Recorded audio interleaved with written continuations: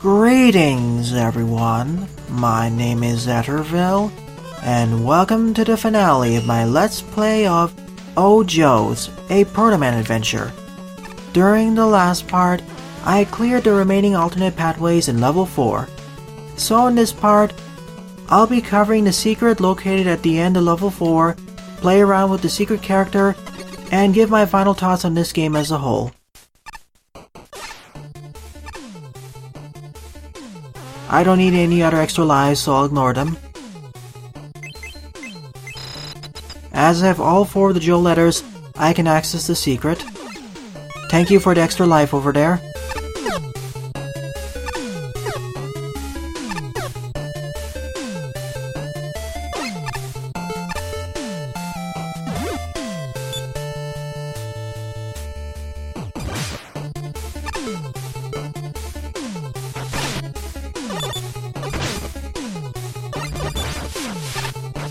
The magnets feel super powerful in this game, even more powerful than in Mega Man 3. At least they feel that way.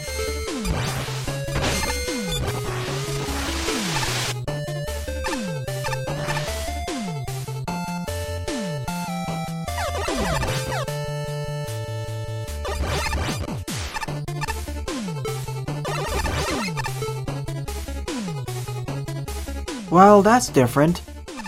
We have a room of Sniper JOES here, so we don't need to kill them, and they won't kill us. I don't recognize this form of Sniper Joe, it's a different type of Machine Gun Joe. Oh hey, there's Rider Joe. Nice reference to a glitch that can occur, hence why we didn't encounter Rider Joe in the water segments. Space Joe. I believe they're actually called Gunner Joes. I don't recall their exact name. I think this enemy originates from one of the Mega Man DOS titles, but I'm not sure. Here's Piri Joe. Sadly, they weren't in this game. Here's Harpoon Joe, or Scuba Joe. I think these are called Aqua or Scuba Joes. These were only present in that Mega Man Marine mobile game. Here's Kalinka. Once we complete the game and access this secret, we gain access to playing as Kalinka. This links up back over here, so let's exit out of the stage.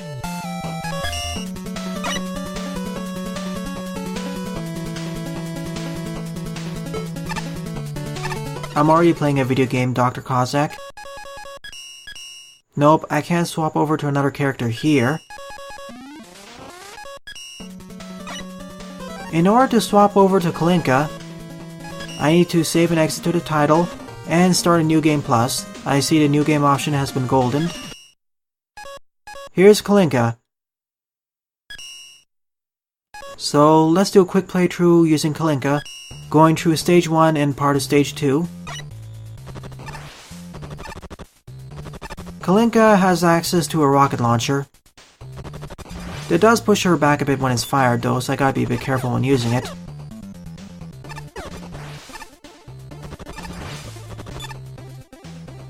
And it doesn't detonate on impact on shielded enemies.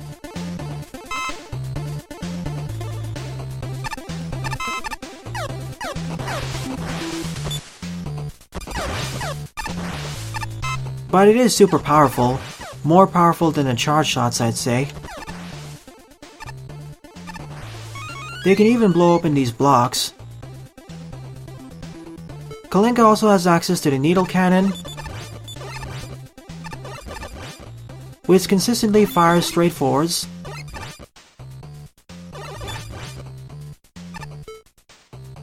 Tango. Super powerful, as she can just pierce through the enemy guards and bounce around the place. Best to use her where there's an enemy just below you.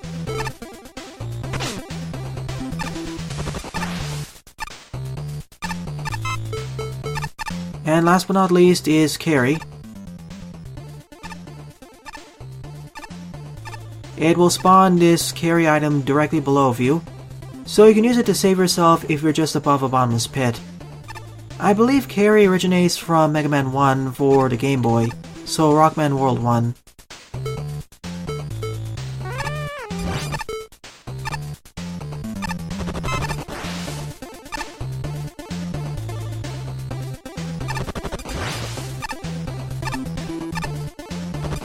Of course, as I'm playing as Kalinka, I don't have access to the Proto Shield. Not to mention that this is high risk, high reward.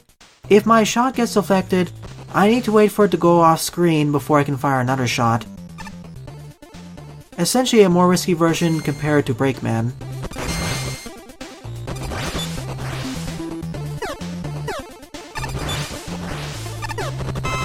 However, if I can get up close and personal with the enemies, I can easily destroy them.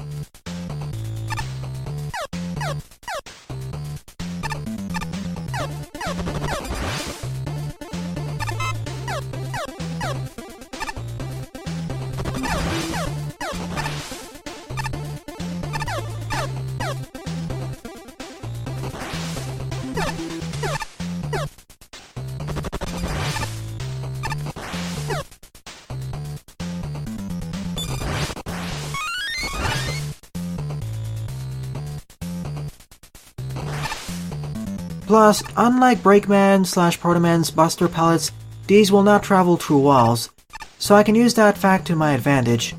That way I can hit enemies from below them or behind them.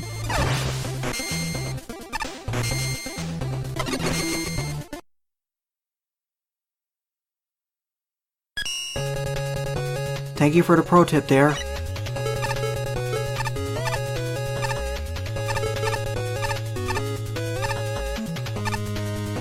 There is a secret up there, but it's hard to get, unfortunately.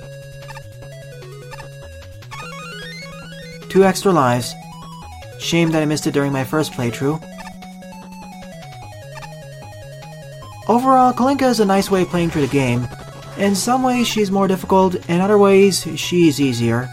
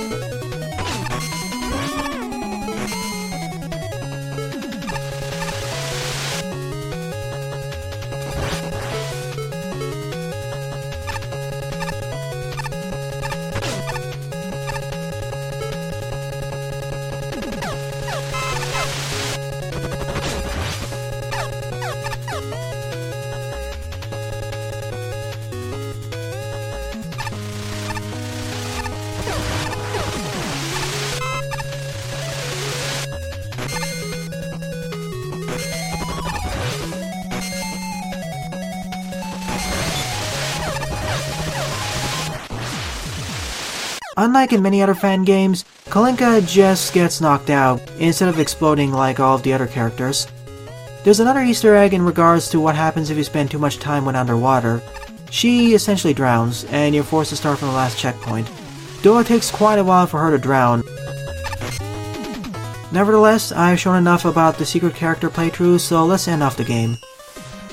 Overall, I see what other people were saying with how this game is okay to decent, and in some ways I'd agree. This game definitely does showcase how the Sniper Joes can be used in more interesting configurations, how we had 7 different Sniper Joes and 12 different gimmicks to mix around the place, but I was expecting this game to go further.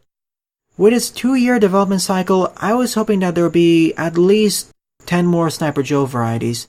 For instance, we're missing the Apache JOES, the Cannon JOES, the Gunner JOES, the Piri JOES, the Rider JOES, the Aqua/Scuba/Harpoon JOES, the Samurai JOES, Sniper JOES 01 from Mega Man 7 and Mega Man 8, the returning Machine Gun Joe from Mega Man 10, etc, etc.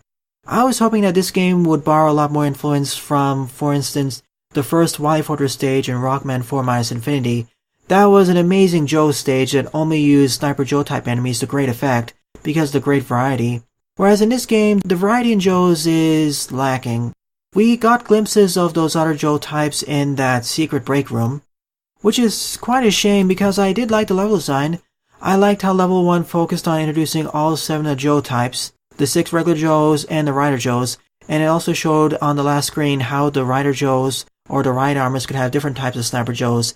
I also liked how level 2 introduced us to individual gimmicks like quicksand, fake blocks, etc, etc. Level 3 combined groups of 2 gimmicks together, and finally level 4 had a primary gimmick. We had a choice of choosing between 3 primary gimmicks 4 times, and then it would use all of the other 11 gimmicks as secondary ones. I really liked the escalation challenges and how each level was tougher than the previous one. It felt like a combination of a traditional level and 3 fortress stages. Flashman 85 definitely demonstrated his knack for good level design, and most of the gimmicks were pretty good, although I'd say that some of the gimmick segments were harder than others.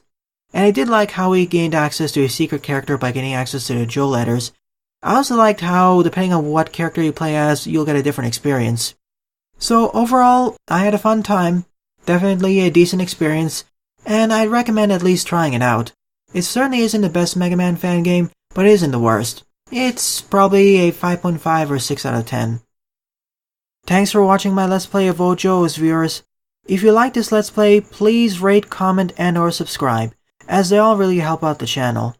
Don't forget to follow me on Twitter as well, as I regularly post updates there. Thanks for watching, and have a wonderful day.